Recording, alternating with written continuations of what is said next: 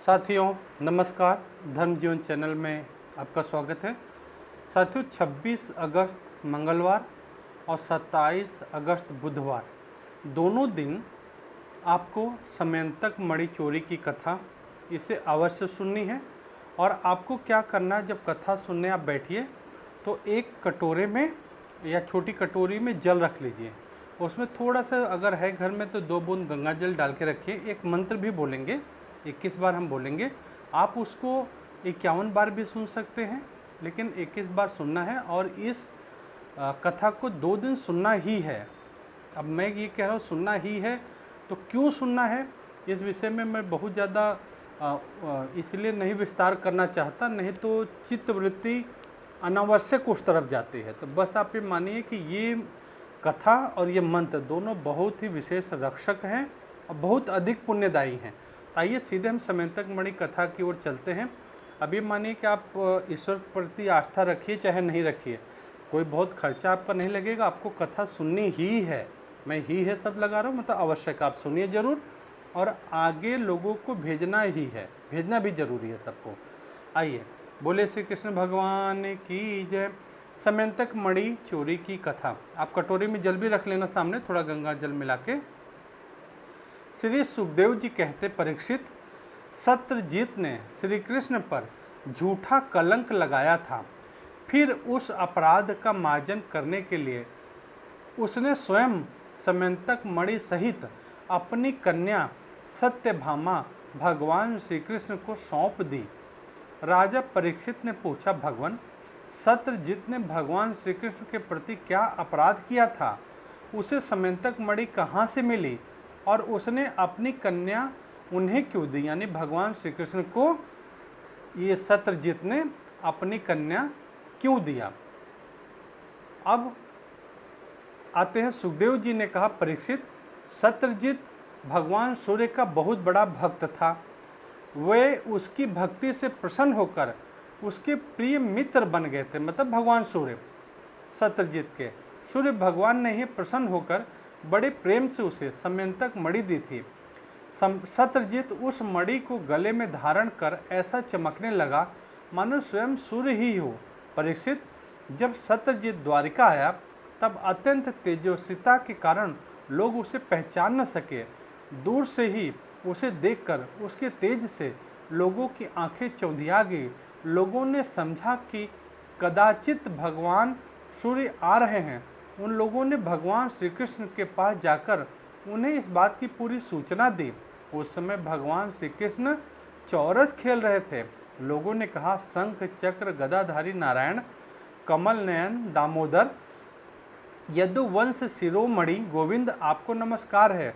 जगदीश्वर, देखिए, अपनी चमकीली किरणों से लोगों के नेत्रों को चौधियाते हुए प्रचंडस भगवान सूर्य आपके दर्शन करने आ रहे हैं। प्रभो, सभी श्रेष्ठ देवता त्रिलोकी में आपकी प्राप्ति का मार्ग ढूंढते रहते हैं, किंतु उसे पाते नहीं।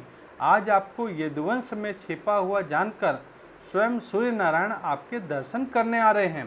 श्री सुखदेव जी कहते हैं, परीक्षित, अनजाने पुरुषों की यह बात सुनकर कमल नयन भगवान श्री कृष्ण हंसने लगे। उन्होंने कहा, अरे ये सूर्यदेव नहीं है, यह तो सत्यजीत है जो मणि के कारण इतना चमक रहा है। उसके बाद सत्यजीत अपने समृद्ध घर में चलाया। घर पर उसके शुभागमन के उपलक्ष्य में मंगल उत्सव मनाया जा रहा था। उसने ब्राह्मणों के द्वारा समयंतक मणि को एक देव मंदिर में स्थापित करा दिया। परीक्षित, यह मणि प्रतिदिन 8 भार सोना दिया करती थी और जहाँ वह पूजित होकर रहती थी वहाँ दुर्भिक्ष, महामारी, ग्रह पीड़ा, सर्प भय, मानसिक और शारीरिक व्यथा तथा मायावियों का उपद्रव आदि किसी प्रकार का भी अशुभ नहीं होता था। एक बार भगवान श्री कृष्ण ने प्रसंगवश कहा, सत्यजीत, तुम अपनी मणि राजा उग्रसेन को दे दो।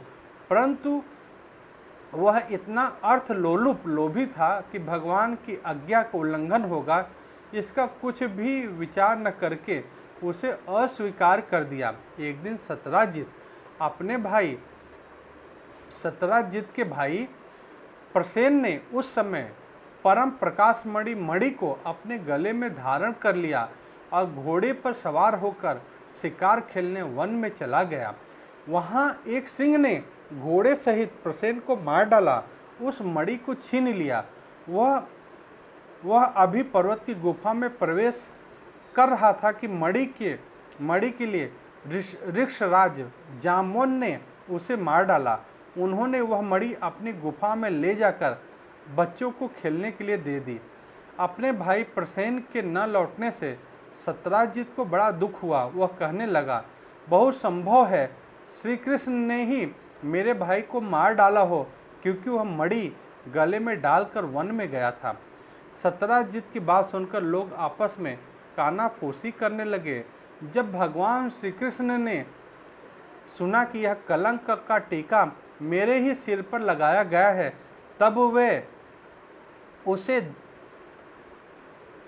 ढूंढने के बहाने के उद्देश्य से नगर के कुछ सभ्य पुरुषों को साथ लेकर प्रसेन को ढूंढने के लिए वन में गए। वहां खोजते खोजते उन लोगों ने देखा कि घोर जंगल में सिंह ने प्रसेन और उसके घोड़े को मार डाला है। जब वे लोग सिंह के पद चिन्हों को देखते हुए आगे बढ़े तो देखा कि पर्वत पर एक रीछ ने सिंह को भी मार डाला है। भगवान श्री कृष्ण ने लोगों को बाहर ही बिठा दिया और घोर अंधकार से भरी हुई ऋक्षराज की भयंकर गुफा में अकेले ही प्रवेश किया। भगवान ने वहां जाकर देखा कि श्रेष्ठ मणि समयंतक को बच्चों का खिलौना बना दिया गया है। वे उसे हर लेने की इच्छा से बच्चों के पास जाकर खड़े हुए। उस गुफा में एक अपरिचित मनुष्य को देखकर बच्चों की धाय भयभीत होकर चिल्ला उठी। उसकी चिल्लाहट सुनकर परम बली ऋक्षराज जामवान क्रोधित होकर वहां दौड़ आए। परीक्षित, जामवान उस समय कुपित हो रहे थे। उन्हें भगवान की महिमा, उनके प्रभाव का पता न चला। उन्होंने भगवान को एक साधारण मनुष्य समझ लिया और वे अपने स्वामी भगवान श्री कृष्ण से युद्ध करने लगे। जिस प्रकार मांस के लिए दो बाज आपस में लड़ते हैं, वैसे ही विजयाभिलाषी भगवान श्री कृष्ण और जामवान आपस में घमासान युद्ध करने लगे। पहले तो उन्होंने अस्त्रों शस्त्रों से प्रहार किए, फिर शिलाओं से, तत्पश्चात वे वृक्ष उखाड़कर एक दूसरे पर फेंकने लगे। अंत में उनमें बाहु युद्ध होने लगा। परीक्षित, वज्र प्रहार के समान कठोर घूंसों से आपस में वे 28 दिन तक बिना विश्राम किए दिन रात लड़ते रहे। अंत में भगवान श्री कृष्ण के घूंसों की चोट से जामवान के शरीर की एक एक गांठ फूट गई। उत्साह जाता रहा, शरीर पसीने से लथपथ हो गया। तब उन्होंने अत्यंत विस्मित होकर भगवान श्री कृष्ण से कहा, प्रभु, मैं जान गया आप ही समस्त प्राणियों के स्वामी, रक्षक, पुराण पुरुष भगवान विष्णु हैं। आप ही सबके प्राण, इंद्रिय बल, मनोबल और शरीर बल हैं। आप विश्व के रचयिता, ब्रह्मा आदि को भी बनाने वाले हैं। आपके बनाए हुए पदार्थ से भी सत्ता रूप से आप ही विराजमान हैं। काल के जितने भी अव्यय हैं, उनके नियामक परम काल आप ही हैं। शरीर भेद से भिन्न भिन्न प्रतिमान ओम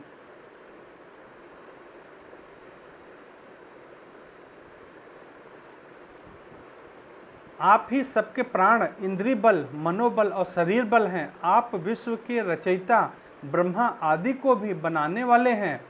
बनाए हुए पदार्थों में भी सत्ता रूप से आप ही विराजमान हैं। काल के जितने भी अवयव हैं, उनके नियामक परम काल आप ही हैं।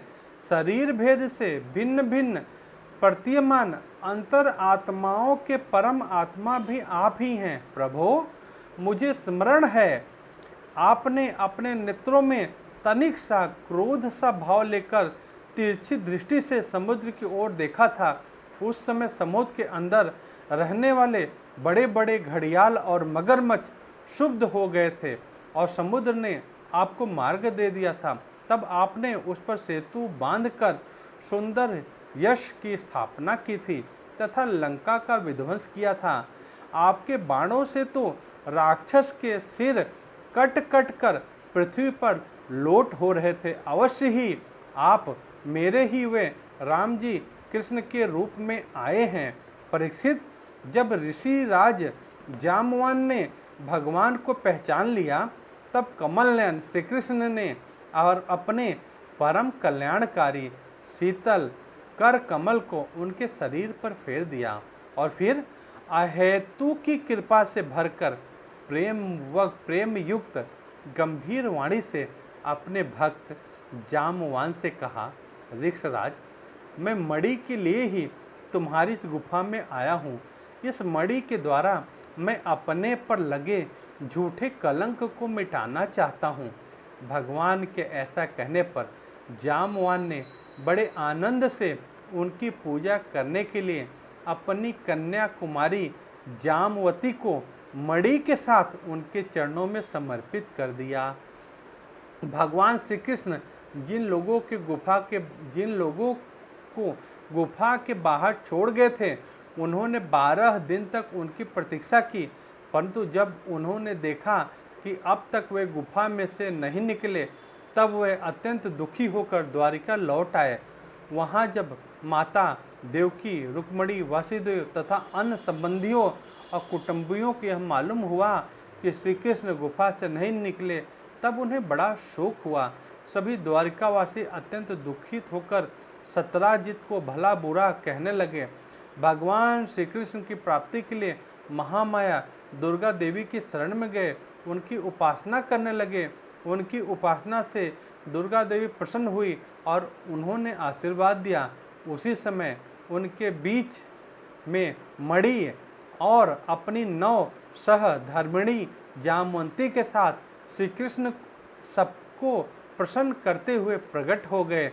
सभी द्वारिकावासी भगवान श्री कृष्ण को पत्नी के साथ और गले में मणि धारण किए हुए देखकर परमानंद में मग्न हो गए, मानो कोई मरकर लौट आया हो। तदंतर भगवान ने सत्राजित को राजसभा में महाराज उग्रसेन के पास बुलवाया और जिस प्रकार मणि प्राप्त हुई थी वह सब कथा सुनाकर उन्होंने वह मणि सत्राजित को सौंप दी। सत्राजित अत्यंत लज्जित हो गया। मणि तो उसने ले लिया, परंतु उसका मुंह लटक गया। अपने अपराध पर उसे बड़ा पश्चाताप हो रहा था। किसी प्रकार वह अपने घर पहुंचा। उसकी आंखों के सामने निरंतर उसका अपराध नाच रहा था। बलवान का विरोध करने के कारण वह भयभीत हो गया था। अब वह यही सोचता रहा कि मैं अपने अपराध का मार्जन कैसे करूं, मुझ पे भगवान श्री कृष्ण कैसे प्रसन्न हो, मैं ऐसा कौन सा काम करूं जिससे मेरा कल्याण हो और लोग मुझे कोसे नहीं। सचमुच मैं अदूरदर्शी शूद्र हूँ। धन के लोभ में मैं बड़ी मूर्खता का काम कर बैठा। अब मैं रमणियों में रत्न के समान अपनी कन्या सत्यभामा और वह समयंतक मणि दोनों ही श्री कृष्ण को दे दूं, यह उपाय बहुत अच्छा है और इसी से मेरे अपराध का मार्जन हो सकता है, और कोई उपाय नहीं है। सत्राजित ने अपने विवेक बुद्धि से ऐसा निश्चय करके स्वयं ही इसके लिए उद्योग किया और अपनी कन्या तथा समयंतक मणि दोनों ही ले जाकर श्री कृष्ण को अर्पण कर दिया। सत्यभामा शील, स्वभाव, सुंदरता, उदारता आदि सद्गुणों से संपन्न थी। बहुत से लोग चाहते थे कि सत्यभामा हमें मिले और उन लोगों ने उन्हें मांगा भी था, परंतु अब भगवान श्री कृष्ण ने विधि पूर्वक उनका पाणी ग्रहण किया। परीक्षित, भगवान श्री कृष्ण ने सत्राजित से कहा, हम समयंतक मणि न लेंगे। आप सूर्य भगवान के भक्त हैं, इसलिए वह आपके पास ही रहे। हम तो केवल उसके फल के अर्थात उससे निकले हुए सोने के अधिकारी हैं। वही आप हमें दे दिया करें। श्री सुखदेव जी कहते, परीक्षित, यद्यपि भगवान श्री कृष्ण को इस बात का पता था कि लाक्षागृह की आग से पांडवों का बाल भी बाका नहीं हुआ, तथापि जब उन्होंने सुना कि कुंती और पांडव जल मरे, तब उस समय का कुल परम्परोचित व्यवहार करने के लिए वे बलराम जी के साथ हस्तिनापुर गए। वहां जाकर भीष्म पितामह, कृपाचार्य, विदुर, गंधारी और द्रोणाचार्य से मिलकर उनके साथ संवेदना सहानुभूति प्रकट की और उन लोगों से कहने लगे, हाय हाय, यह तो बड़ी दुख की बात है। भगवान श्री कृष्ण के हस्तिनापुर चले जाने से द्वारिका में अक्रूर और कृतवर्मा को अवसर मिल गया। उन लोगों ने शतधन्वा से आकर कहा, तुम सत्यजीत से मणि क्यों नहीं छीन लेते?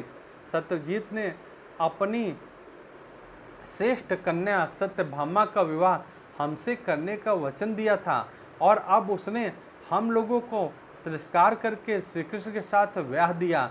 अब सत्यजीत भी अपने भाई प्रसेन की तरह क्यों नहीं यमपुरी में जाए? शतधन्वा पापी था, अब तो उसकी मृत्यु भी उसके सिर पर नाच रही थी। अक्रूर और कृतवर्मा के इस प्रकार बहकाने पर शतधन्वा उनकी बातों में आ गया और उस महादुष्ट ने लोभवश सोए हुए सत्यजीत को मार डाला।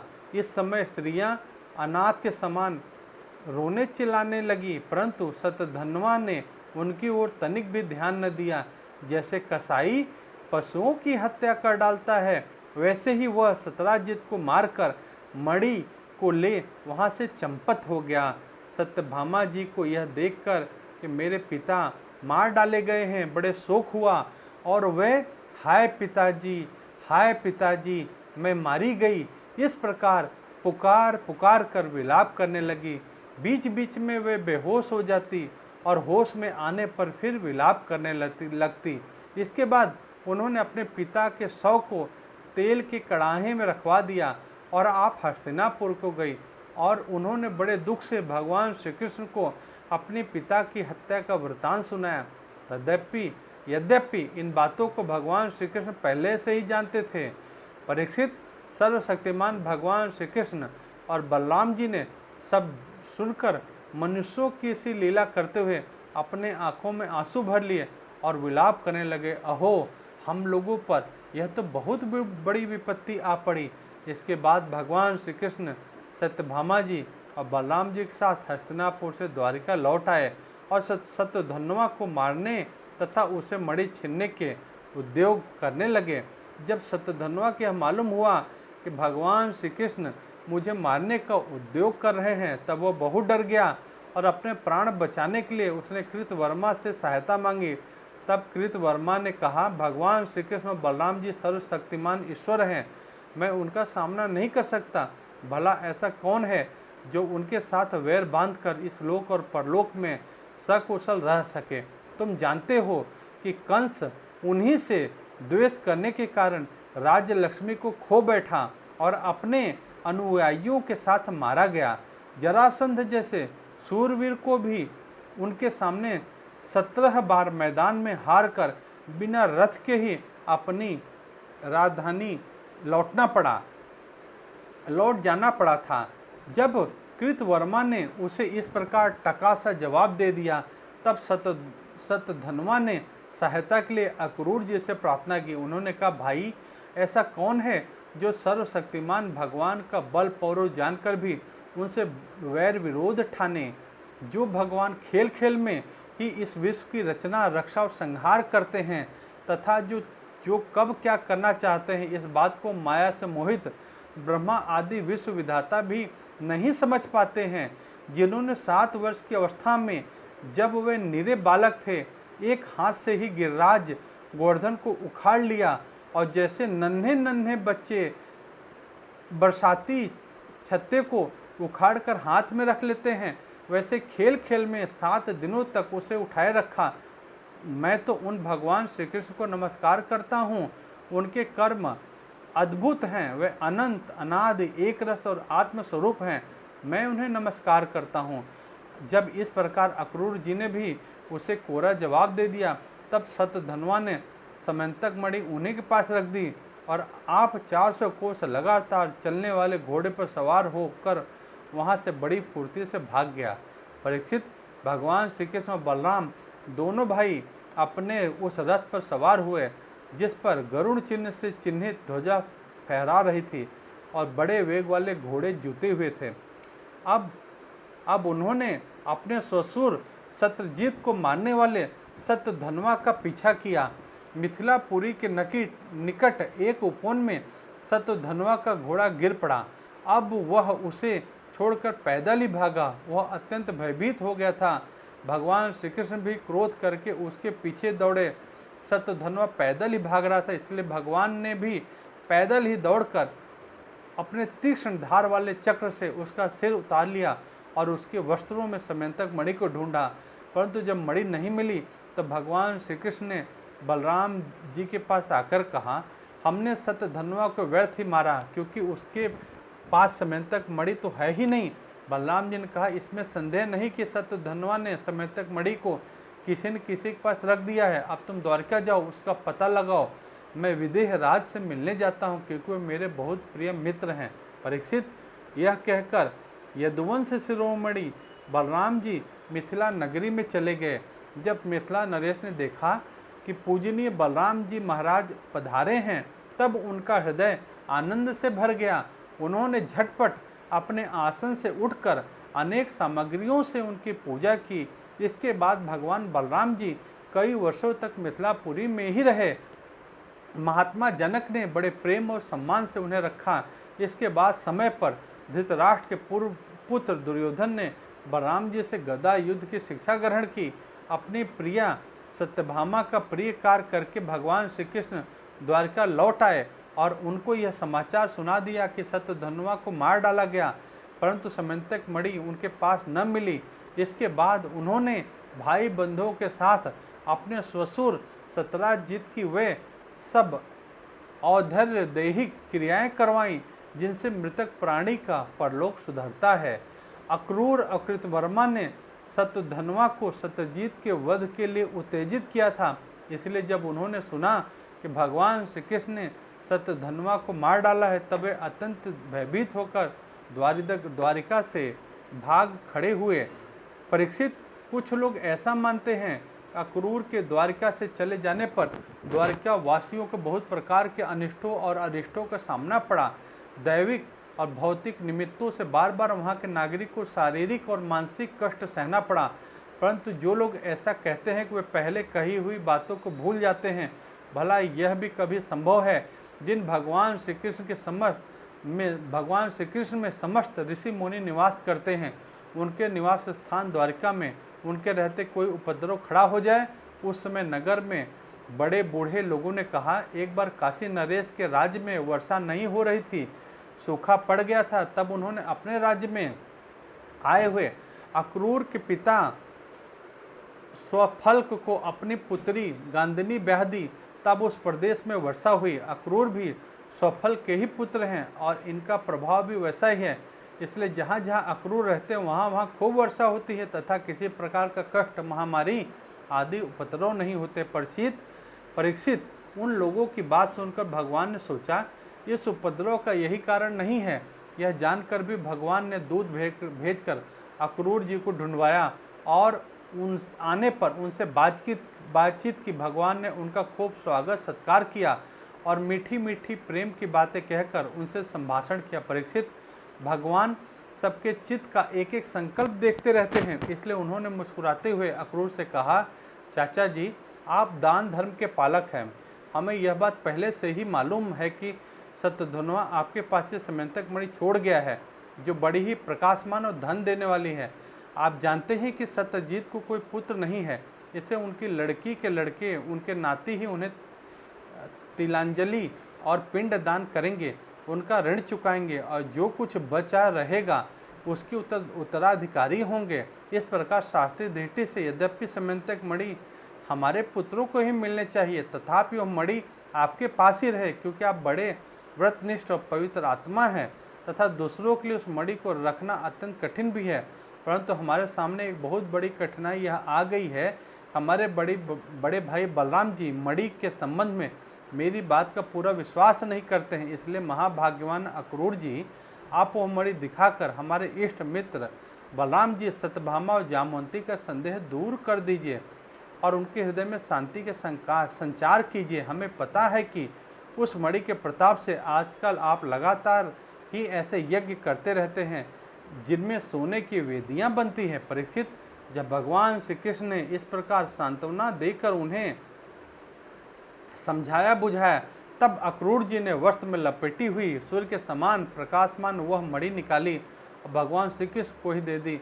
भगवान श्री कृष्ण वह समंतक मणि अपने जाति भाइयों को दिखाकर अपना कलंक दूर किया और उसे अपने पास रखने में समर्थ होने पर भी पुनः अक्रूर जी को लौटा दिया। सर्वशक्तिमान सर्वव्यापक भगवान श्री कृष्ण के पराक्रमों से परिपूर्ण यह आख्यान समस्त पापों, अपराधों और कलंकों का मार्जन करने वाला तथा परम मंगलमय है। इसे जो पढ़ता है, सुनता है अथवा केवल स्मरण भी करता है, वह सब प्रकार के अपकीर्ति और पापों से छूटकर शांति का अनुभव करता है। यह समंतक मणि की कथा है जो मैंने सुनाई है और बहुत ही विशेष उद्देश्य से सुनाई है, इसलिए मेरा ये कहना है कि सभी का परम कर्तव्य है कि कथा अवश्य सुनिए और औरों को अवश्य भेजिए ताकि वे इससे सुन सकें। अब आपको क्या करना, जो कटोरी में आपने जल रखा है, अब इस जल पे क्या करना कि 21 बार, अभी आपको मंत्र सुनाई देगा, आप मंत्र सुन लीजिए, कटोरी में निहारिए, इसको 21 बार गिन के, आपको 21 बार 51 बार भी बोल सकते हैं। मंत्र यहाँ लिखा भी है, आपको भी दिखा देता हूँ और अभी मंत्र आपको सुनाई देगा। ये मंत्र है, देखिए ये आपको अभी मैं मंत्र दिखाता हूँ। ये समंतक मणि आ रहा है ना, निम्नलिखित मंत्र की 51, 21, 51, 108 बार जप करके पवित्र किया हुआ जल पीने से कलंक का प्रभाव कम होता है। अब सुनिए, इस मंत्र का मैं हिंदी बोल देता हूँ, अभी संस्कृत में आप 21 बार सुनेंगे। और आपको मैंने निवेदन किया कि कथा सुनते समय पहले ही जल कटोरी में रख के उसमें गंगा जल डाल के रखना है। इसका हिंदी अर्थ है, सुंदर सलोने कुमार, इस मणि के लिए सिंह ने प्रसेन को मारा है और जामवान ने उस सिंह का संहार किया है, अतः तुम रो मत, अब इस समंतक मणि पर तुम्हारा ही अधिकार है। यह तो इसका हिंदी अर्थ हुआ। आइए संस्कृत में इस मंत्र को 21 बार आप सुनिए और उसके बाद में फिर इसका जल को पी जाना है। आइए पहले संस्कृत में 21 बार इसे सुनिए। सिंहः प्रसेनमवधीत् सिंहो जाम्बवता हतः सुकुमारकमारोदि सवहेश समन्तकः। सिंहः प्रसेनमवधीत् सिंहो जाम्बवता हतः सुकुमारकमारोदि सवहेश समन्तकः। सिंहः प्रसेनमवधीत् सिंहो जाम्बवता हतः सुकुमारकमारोदि सवहेश समन्तकः। सिंहः प्रसेनमवधीत् सिंहो जाम्बवता हतः सुकुमारकमारोदि सवहेश समन्तकः। सिंहः प्रसेनमवधीत् सिंहो जाम्बवता हतः सुकुमारकमारोदि सवहेश समन्तकः। सिंहः प्रसेनमवधीत् सिंहो जाम्बवता हतः सुकुमारकमारोदि सवहेश समन्तकः। सिंहः प्रसेनमवधीत् सिंहो जाम्बवता हतः सुकुमारकमारोदि सवहेश समन्तकः। सिंहः प्रसेनमवधीत् सिंहो जाम्बवता हतः सुकुमारकमारोदि सवहेश समन्तकः। सिंहः प्रसेनमवधीत् सिंहो जाम्बवता हतः सुकुमारकमारोदि सवहेश समन्तकः। सिंहः प्रसेनमवधीत् सिंहो जाम्बवता हतः सुकुमारकमारोदि सवहेश समन्तकः। सिंहः प्रसेनमवधीत् सिंहो जाम्बवता हतः सुकुमारकमारोदि सवहेश समन्तकः। सिंहः प्रसेनमवधीत् सिंहो जाम्बवता हतः सुकुमारकमारोदि सवहेश समन्तकः। सिंहः प्रसेनमवधीत् सिंहो जाम्बवता हतः सुकुमारकमारोदि सवहेश समन्तकः। सिंहः प्रसेनमवधीत् सिंहो जाम्बवता हतः सुकुमारकमारोदि सवहेश समन्तकः। सिंहः प्रसेनमवधीत् सिंहो जाम्बवता हतः सुकुमारकुमारोऽधीस्तवेहेशस्यमन्तकः सिंहः प्रसेनमवधीत् सिंहो जाम्बवता हतः सुकुमारकुमारोऽधीस्तवेहेशस्यमन्तकः सिंहः प्रसेनमवधीत् सिंहो जाम्बवता हतः सुकुमारकुमारोऽधीस्तवेहेशस्यमन्तकः सिंहः प्रसेनमवधीत् सिंहो जाम्बवता हतः सुकुमारकुमारोऽधीस्तवेहेशस्यमन्तकः सिंहः प्रसेनमवधीत् सिंहो जाम्बवता हतः सुकुमारकुमारोऽधीस्तवेहेशस्यमन्तकः सिंहः प्रसेनमवधीत् सिंहो जाम्बवता हतः सुकुमारकुमारोऽधीस्तवेहेशस्यमन्तकः। ये आपका 21 बार हो गया। अब आप क्या करिए, ये आपका 21 बार हो गया। अब आप भगवान से प्रार्थना करिए कि हे प्रभु, जाने अनजाने जो भी कलंक, जो है अपकीर्ति, कोई भी अमंगल होने वाला हो, हे प्रभु, ये समंतक मणि की कथा का मैंने श्रवण किया है, जो हमारे भगवान के श्रीमुख का है, और उसके बाद में इस मंत्र का मैंने जप किया। हे प्रभु, इस अभिमंत्रित जल के ग्रहण करने से मेरे समस्त कलंक अपकीर्ति नष्ट हो गए, और हे प्रभु, मुझे अपकीर्ति से मुक्ति प्राप्त हो, मेरे समस्त कष्ट दोष दूर हों। ऐसी प्रार्थना करके आप इसको पी लीजिए। अब ये 26 तारीख और 27 तारीख दोनों दिन करना है। अब जो 26 को भी करिए, अगर 26 को ना कर पाए 27 को अवश्य करिए। इसलिए इस वीडियो को ज़्यादा से ज़्यादा जल्दी सभी ग्रुप में सभी को अवश्य भेजना ही है, ताकि सभी का मंगल और कल्याण हो।